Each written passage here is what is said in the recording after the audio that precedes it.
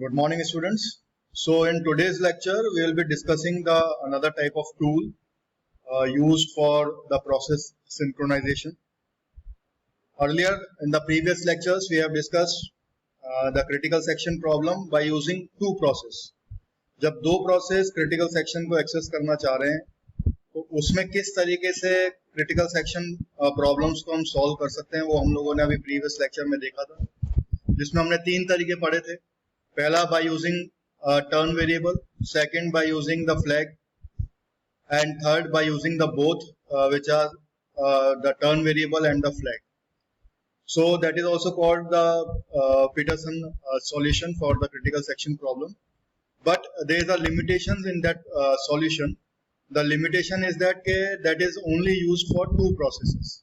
जब दो processes critical section को access करेंगे तो किस तरीके से process synchronization होगा वो हम लोगों ने discuss किया था. But in today's lecture we will be discussing the critical section problem solution for n number of processes. अब मेरे को क्या करना है कि मेरे पास कितने process हैं उसका कोई मेरे को लेना देना नहीं है, बस मेरे को उनका coordination देखना, उनका synchronization करना है. क्योंकि I have earlier told you that first of all I'll again brush up the previous concept. What is critical section? I hope you all are understand the concept of critical section. Critical section कुछ नहीं है, एक code है of the shared resource, ठीक है, जिसको shareable mode में रखा जाता है, ठीक है. अब वो कुछ भी हो सकता है, वो वेरिएबल भी हो सकता है, वो कोई हार्डवेयर रिसोर्स भी हो सकता है, वो कुछ भी हो सकता है, वो मेमोरी भी हो सकती है. लेकिन जब मैं उसको बोल रहा हूँ शेयरेबल मोड में है, तो that means it has to be in the non shareable mode. Non shareable mode का मतलब यह है कि एक टाइम में एक ही प्रोसेस उसको एक्सेस करेगा, and that is the concept of multi programming, right. So in today's lecture we will be discussing a new type of tool, new type of concept. So let's begin with the lecture, and let's see and let's explore and let's discuss what are the tools and how we can solve the critical section problem by using that tool. So that tool is known as the semaphore. So first of all we will go through the theoretical part in today's lecture, and in the next lecture we will see the concept through programming, through logics. So first of all we will discuss what do you mean by the semaphores. Semaphore क्या होता है? It is a technique used for managing concurrent processes. तो जैसे मैंने आपको बताया कि अभी जो हम लोगों ने पढ़ा था वो सिर्फ दो प्रोसेस के लिए पढ़ा था, लेकिन अभी हम पढ़ेंगे n नंबर ऑफ प्रोसेस के लिए. तो जो प्रोसेसेस इंटरेक्टिंग हो रहे हैं, अब कौन से प्रोसेस चूज करने हैं हम लोगों को, वो मैंने आपको पहले बता चुका हूँ कि हमें वही प्रोसेस चूज करने हैं जिनकी के सेम काइंड ऑफ एनवायरमेंट हो, सेम काइंड ऑफ प्रॉपर्टी हो. ऐसा नहीं हो कि किसी को मान लो प्रिंटर चाहिए और किसी एक प्रोसेसर को स्कैनर चाहिए, तो हमने दोनों को एक ही उसके अंदर क्रिटिकल सेक्शन दे दिया. ऐसा नहीं करना. हमें सेम इंटरेक्टिंग प्रोसेसेस को लेना है, जो कि प्रिंटर चाहते हैं, उन सारे प्रोसेसेस को एक साथ करना है और उनके बीच में कोऑर्डिनेशन बिठाना है, ठीक है. तो it is a technique for managing the concurrent processes by using the value of simple integer variable. Fine. तो अभी मेरे को इस स्टेटमेंट से समझ में आ रहा है कि semaphore is nothing but a simple integer variable which is used to synchronize the progress of the interacting process. तो प्रोग्रेस मतलब किस तरीके से उसका एग्जीक्यूशन होता जा रहा है. तो एक सिंपल इंटीजर वेरिएबल होता है सेमाफोर, जो कि सिंक्रोनाइज करने में काम में आता है. This integer variable is called as the semaphore. तो semaphore is nothing but a simple integer variable. In a very simple word, semaphore is a variable which can hold only a non-negative value shared between all the threads. तो यहाँ पे मैं चाहे process के context में बात करूँ या थ्रेड के कॉन्टेक्स्ट में बात करूँ, it is one of the same thing. अगर आपको नहीं पता है what do you mean by the threads and what is the difference between the process and thread, you can go and watch my previous lectures. I have already discussed the concept of the thread and the difference between the process and the thread. Students, it is a very important question from the interview point of view.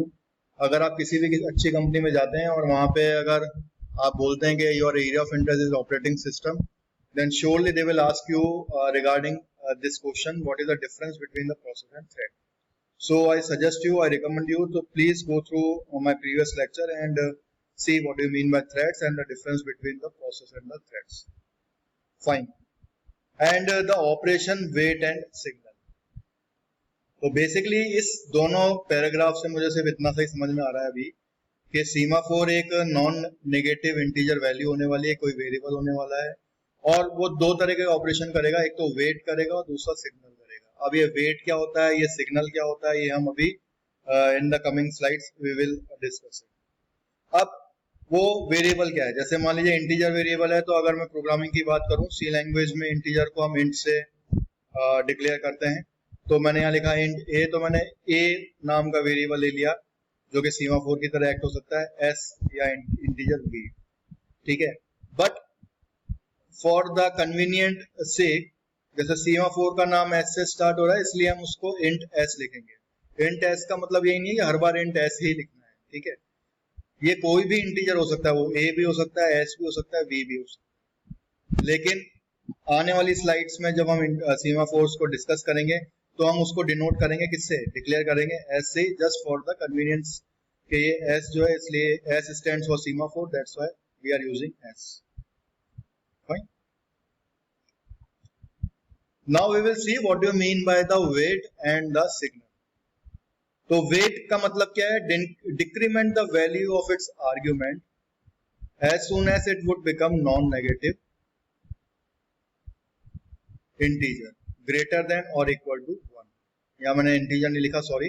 So it would be become non negative greater than or equal to 1। Signal increment the value of argument S so there is no more process blocked on the queue। Fine. तो wait का मोटा मोटा मतलब ये है कि मेरे को वैल्यू एस की, जो कि इंटीजर एस में वेरिएबल जो डिक्लेयर करूंगा, तो एस की वैल्यू को मेरे को डिक्रीमेंट कर देना है जैसे ही उसको प्रोसेस एक्सेस करेगा, और सिग्नल को मुझे इंक्रीमेंट करना है, पहली चीज। दूसरा, वेट के अंदर एक बहुत ही स्पेशल टाइप की कंडीशन रखी हुई है इन्होंने, वो ये रखी है कि वो ग्रेटर देन और इक्वल टू 1 होना चाहिए। मतलब वो ग्रेटर देन इक्वल टू 1 होना चाहिए, इसका मतलब ये कि जीरो नहीं होना चाहिए। तो वेट कभी भी जीरो नहीं होगा, वेट हमेशा 1 ही रहने वाला है। अब इसका क्या मतलब है, वी विल सी। फाइन। तो मेरे को सिर्फ दो ही चीजें समझ में आई, वेट का मतलब है डिक्रीमेंट, सिग्नल का मतलब है इंक्रीमेंट। किसका डिक्रीमेंट और इंक्रीमेंट, एक वेरिएबल हम डिक्लेयर करने वाले हैं जिसका नाम होगा एस। वो कोई भी वेरिएबल हो सकता है, ए भी हो सकता है, बी भी रख सकते हैं, लेकिन हमने सिर्फ सीमाफोर की वजह से, उसका नाम एस से स्टार्ट होता है सीमाफोर का, इसलिए हमने उसको एस रखा है। और वेट के अंदर एक कंडीशन हमने रखी है कि वो नॉन नेगेटिव होना चाहिए, मतलब या तो वो 1 से बड़ा होगा या इक्वल टू होगा। तो ये चीज हमें ध्यान में रखना। So here students, I am giving a very short assignment. It is a 1-minute assignment. Who proposed the concept of semaphore and when? ठीक है, किसने सीमाफोर का कंसेप्ट प्रपोज किया और कब किया? So it is a short assignment. जब आप ये करोगे, ऑफ कोर्स आप गूगल करोगे तो आप सीमाफोर को भी पढ़ोगे। Fine. Now we will see the discuss. We will discuss the properties of the semaphore. It is a simple and always have a non negative integer value, वो हम लोगों ने देख लिया। नॉन नेगेटिव इंटीजर वैल्यू होनी चाहिए, plus zero भी नहीं होनी चाहिए। वर्क्स विद मैनी प्रोसेसेस, मैंने अभी आप लोगों को बता ही दिया था। अभी तक हम लोगों ने सिर्फ 2 प्रोसेसेस के बारे में पढ़ा था, लेकिन अब हम n नंबर ऑफ प्रोसेसेस के बारे में पढ़ेंगे, क्योंकि मल्टी प्रोग्रामिंग का जमाना है, प्रोसेसेस कितने भी हो सकते हैं। Can have many different critical section with different semaphores. हाँ, अब ये बहुत स्पेशल पॉइंट है, इसमें कितने भी different kind of critical section भी हो सकते हैं और डिफरेंट काइंड ऑफ सीमाफोर्स भी हो सकते हैं। ये अभी हम आगे देखेंगे, मैं आपको बताऊंगा। Each critical section have a unique access semaphores. ठीक है, हर एक क्रिटिकल सेक्शन का एक यूनिक एक्सेस होगा सीमाफोर को। Can permit multiple processes in the critical section at once if desirable. ये भी मैं आपको बताऊंगा कैसे एक से ज्यादा प्रोसेसेस को क्रिटिकल सेक्शन को दिया जा सकता है। Fine. It is also the property of the semaphore that will be discuss in the coming slides. Now the types of semaphores. Semaphore दो तरीके के होते हैं, एक तो होता है बाइनरी सीमाफोर, एक होता है counting semaphore. The binary semaphores are like counting semaphore but their value restricted to 0 and 1. The wait operation only works when the semaphore is 1 and the signal operation succeeds when semaphore is 0. ठीक है, मैंने आपको लिखा है यहाँ पे wait operation only works when the semaphore is 1। That means कि जो मैंने अभी प्रीवियसली बताया था, it has to be equal to और ग्रेटर देन 1। तो ये कंडीशन यहाँ पे बिल्कुल सही बैठ रही है। It's sometimes easier to implement binary semaphore than the counting semaphore. Counting semaphore, these are the integer value semaphores and have an unrestricted value domain. These semaphores are used to coordinate the resource axis. When the semaphore count in the number of available resource, if the resources are added, semaphore count automatically incremented, and if resource are removed, the count is decremented. तो मैं आपको counting semaphore का भी एक example बताऊंगा जिसमें हम देखेंगे किस तरीके से काउंटिंग सीमाफोर यूज होता है. Now the advantages, some of the advantages are as follows. Semaphore allow only one process in a critical section. They follow the mutual exclusion principle strictly and are much more efficient than some other method of synchronization. There is no resource wastage because of busy wait in the semaphore, as the process time is not wasted. Unnecessary to check if the condition is fulfilled to allow a process to access the critical section. Fine. Semaphores are implemented in the machine independent code of microcontroller so that they can be machine independent. तो ये जो second point है students से बहुत important है. इसके अंदर कोई भी रिसोर्स वेस्टेज नहीं हो सकता. ठीक है, किसी भी तरह का कोई बिजी वेट नहीं होता. कोई भी इस तरह की कंडीशन को फुलफिल करने के लिए अननेसेसरी टाइम वेस्ट नहीं होता कि वो प्रोसेस वाकई में क्रिटिकल सेक्शन को एक्सेस कर सकता है कि नहीं कर सकता. इसके साथ साथ जो हम लोगों ने क्रिटिकल सेक्शन की 3 कंडीशंस पढ़ी थी जिसमें 2 मैंडेटरी थी, म्यूचुअल एक्सक्लूजन और प्रोग्रेस, वो तो इसमें फॉलो होनी ही होनी है. ऐसा नहीं है कि वो कंडीशंस हट गई हैं, वो कंडीशंस रहेंगी. Mutual exclusion, progress and bounded wait, वो तीनों कंडीशंस को सीमाफोर फॉलो करेगा. ठीक है, वो अभी मैं आपको चेक भी करवाऊंगा इन द नेक्स्ट लेक्चर के किस तरीके से वो इन तीनों कंडीशंस को फुलफिल कर रहा है. लेकिन उसको भी करते हुए किसी भी तरह का कोई वेस्टेज ऑफ रिसोर्सेज नहीं होगा. तो semaphore is the best solution for the process information. Disadvantage, some disadvantages follow. Semaphores are complicated क्योंकि वेट और सिग्नल ऑपरेशन होता है. Semaphores are impractical for large scale use. There leads to loss of modularity. This happens because the weight and signal operation prevent the creation of structured layout of the system. Semaphore may lead to the priority inversion where low priority process may access the critical section first and the high priority later. इसमें priority inversion भी हो जाती है semaphore में. Fine. So by this I end this lecture. So I hope in this lecture we have only discussed the theoretical part of the semaphore. ठीक है, हम लोगों ने देख लिया कि semaphore क्या होता है, weight और signal क्या होता है, उसके एडवांटेजेस क्या हैं, उसके डिसएडवांटेजेस क्या हैं, उसकी एप्लीकेशंस क्या हैं. एप्लीकेशन अपन आगे भी देखेंगे. So by this I end this lecture. So I hope के you understand the concept of the semaphore. Semaphore होता क्या है और सीमाफोर किस के लिए काम में आ रहा है और मल्टी प्रोग्रामिंग और क्रिटिकल सेक्शन प्रॉब्लम को किस तरीके से वो सॉल्व करेगा वो हम आगे अभी देखेंगे. इसके अंदर 2 एटॉमिक ऑपरेशंस यूज होते हैं, वेट और सिग्नल. वेट जो होता है वो डिक्रीमेंट करता है, सिग्नल इंक्रीमेंट करता है. लेकिन वेट के साथ एक चीज होती है कि नॉन नेगेटिव इंटीजर होता है जिसकी की कंडीशन ये होती है कि वो या तो ग्रेटर हो या इक्वल टू द 1 हो. वेट कभी भी 0 नहीं होगा. इसका क्या मतलब है, मैं बार बार आपको क्यों बोल रहा हूँ, इसका मैं मतलब आपको नेक्स्ट लेक्चर में बताऊंगा कि मैं ऐसा क्यों बोल रहा हूँ. ठीक है, तो हमेशा ध्यान रखना है कि वेट के अंदर जो मेरा एस वेरिएबल है वो हमेशा इक्वल टू 1 होना चाहिए. जहां तक उसके एडवांटेजेस की बात है तो एडवांटेजेस में हमने देख लिया कि वो n नंबर ऑफ प्रोसेस के लिए यूज होता है.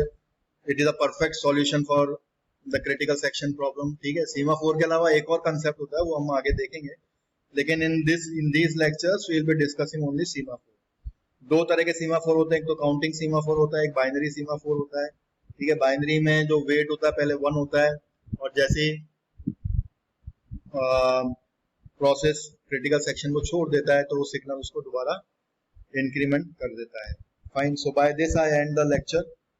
और हाँ, इसमें हम काउंटिंग सीमाफोर को भी देखेंगे इन द कमिंग लेक्चर्स के काउंटिंग सीमाफोर की एप्लीकेशन किस तरीके से काम में होती है. So by this I end up the lecture and I hope के जो हम लोगों ने कल का लेक्चर पढ़ा था उससे रिलेटेड मैंने एक असाइनमेंट आप लोगों के लिए अपलोड किया है. सो you kindly go through it and try to complete it in the time frame, in the deadline. ठीक है, डेडलाइन का स्टूडेंट्स ध्यान रखें अभी से ही. अगर आप डेडलाइन का ध्यान रखेंगे तो आगे आपको फायदा ही मिलेगा. तो you go through that assignment and try to complete it within a time frame. Thank you.